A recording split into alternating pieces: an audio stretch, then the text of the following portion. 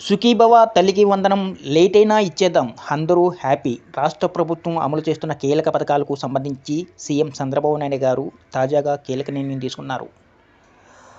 రాష్ట్ర ప్రభుత్వం అమలు చేస్తున్న కీలక పథకాలకు సంబంధించి సీఎం చంద్రబాబు నాయుడు గారు తాజాగా కీలక నిర్ణయం తీసుకున్నారు. అన్నదాత సుఖీభవ, తల్లికి వందనం పథకాలకు సంబంధించి నిధులు ఎప్పుడో విడుదలైన లబ్ధిదారులకు చేరడంలో కొంత గ్యాప్యం చోటు చేసుకుంది. అదేవిధంగా మరికొందరు లబ్ధిదారులను కూడా చేర్చుకోవాల్సి వచ్చింది. నిజానికి ఈ రెండు పథకాలకు నిధులు కేటాయించడం సర్కార్కు తీవ్ర ఇబ్బందిగా మారింది. అయినా ఎన్నికల సమయంలో ఇచ్చిన హామీ మేరకు నిధులు కేటాయించారు.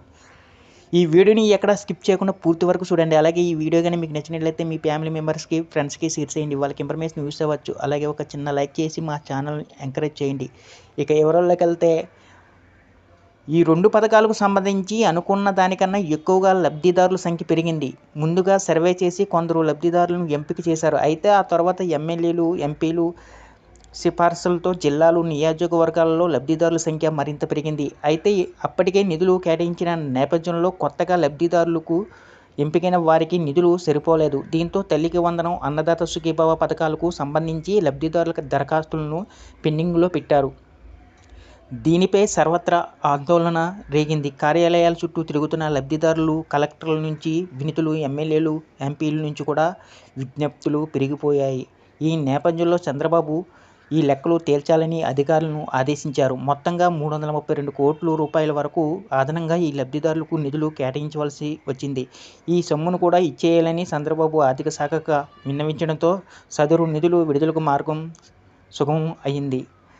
ఇది ఇలా ఉంటే తల్లికి వందన పథకాన్ని గత నెలలోనే, అన్నదాత సుఖీభవ పథకాన్ని ఈ నెల ప్రారంభంలోనే చంద్రబాబు నాయుడు గారు ప్రారంభించారు. ఈ క్రమంలో ఇంత ఆలస్యంగా నిధులు విడుదల చేయడం సరికాదన్న వాదన కూడా వినిపించింది. దీనిపై విపక్షాలు ఎద్దేవా చేస్తాయని కూడా భావించారు. అయినప్పటికీ చంద్రబాబు నాయుడు గారు నిధులు విడుదలకు గ్రీన్ సిగ్నల్ ఇచ్చారు. ఫలితంగా తల్లికి వందనం, అన్నదాత సుఖీభవ పథకాలు అదనపు లబ్ధిదారులకు నిధులు జమ కానున్నాయి. పండగ ముందే నిర్ణయంతో సర్కారుకు మరింత పేరు వస్తుందని భావిస్తున్నారు. ఈ వీడియో కానీ మీకు నచ్చినట్లయితే ఒక లైక్, సబ్స్క్రైబ్ చేయడం మాత్రం మర్చిపోకండి.